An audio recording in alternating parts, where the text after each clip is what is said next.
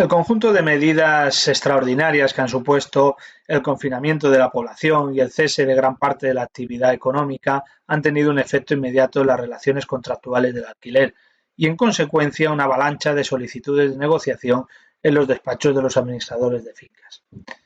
El objetivo de esta píldora formativa es el de establecer un protocolo de funcionamiento en la negociación para la modificación de las condiciones contractuales del alquiler. Debemos empezar por tener en claro que la solicitud por parte del inquilino se debe tomar por escrito y que una vez recibida por parte del administrador, éste debe considerar las circunstancias económicas y patrimoniales de ambas partes. El Real Decreto Ley 11/2020 diferencia entre dos tipos de propietarios: los grandes tenedores de vivienda y pequeños propietarios. Asimismo, fija una concurrencia conjunta de una serie de requisitos que determinan la vulnerabilidad económica a consecuencia de la emergencia sanitaria. Debemos tener en cuenta que el Real Decreto Ley dispone que la arrendataria deberá acreditar documentalmente ante la arrendadora, en este caso gran tenedora de vivienda, la concurrencia de las condiciones necesarias para acceder a la moratoria y ayudas en la renta de vivienda habitual. Asimismo, en los casos que el arrendador sea un pequeño propietario, podrán solicitar el aplazamiento temporal de la renta los arrendatarios que se encuentren en situación de vulnerabilidad. Es decir, en cualquier caso, el arrendador y en su representación el administrador de fincas deben conocer si el arrendatario cumple las condiciones establecidas en el decreto para ser considerado económicamente vulnerable. A tal efecto, el arrendatario solicitante del aplazamiento o suspensión facilitará al administrador la documentación oportuna y, complementariamente, declaración responsable conforme reúne los requisitos para ser considerado sin recursos suficientes. Por tanto, tenemos una solicitud por escrito del inquilino, un filtro por parte del administrador consistente en recabar del inquilino la documentación necesaria que acredite el cumplimiento de las condiciones que le dan acceso a la consideración de vulnerabilidad, y paralelamente el administrador dará traslado de la oferta negociadora a la propiedad, a quien informará del alcance de las medidas contempladas en el Real Decreto y cómo le afectan en función de sus circunstancias. En este punto, el administrador media entre las partes a fin de conseguir un acuerdo proporcional que pueda satisfacer las necesidades de propietario e inquilino. Se trata de una tarea laboriosa, consistente en alcanzar consensos bilaterales uno a uno, con la premura añadida de los plazos, 7 días para la respuesta del arrendador a la solicitud del inquilino, los vencimientos de pago, las modificaciones de las rentas, de los conceptos de cobro, etc. Por todo ello, es indispensable que los acuerdos se reflejen debidamente por escrito en anexos al contrato de arrendamiento.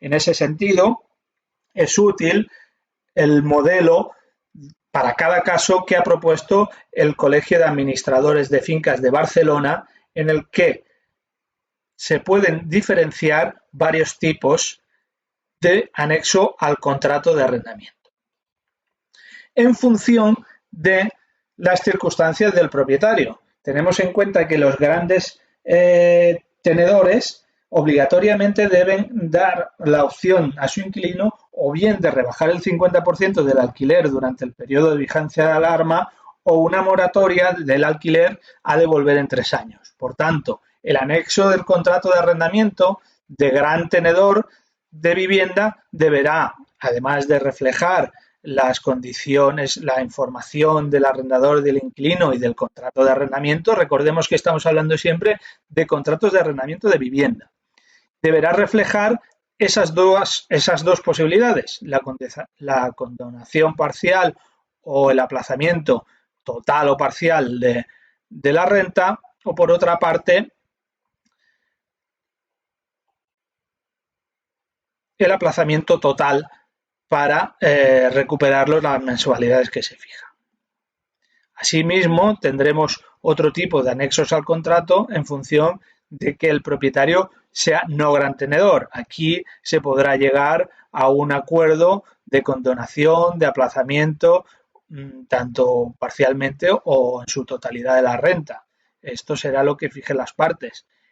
También, en función de las circunstancias, tenemos que tener en cuenta que el propietario pequeño tenedor puede rechazar el acuerdo. Y entonces el inquilino, en función de sus circunstancias de vulnerabilidad económica, podrá optar a las ayudas que se fijan en el Real Decreto 11/2020. Para ello, el propietario podrá contestar a su inquilino conforme a este modelo que rechaza cualquier acuerdo.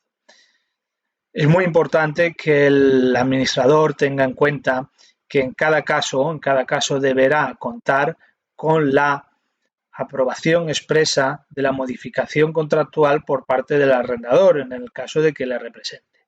Asimismo, teniendo en cuenta la imposibilidad de acceder a los despachos, es necesario habilitar los sistemas de firma electrónica para que se puedan, de alguna manera, formalizar los acuerdos.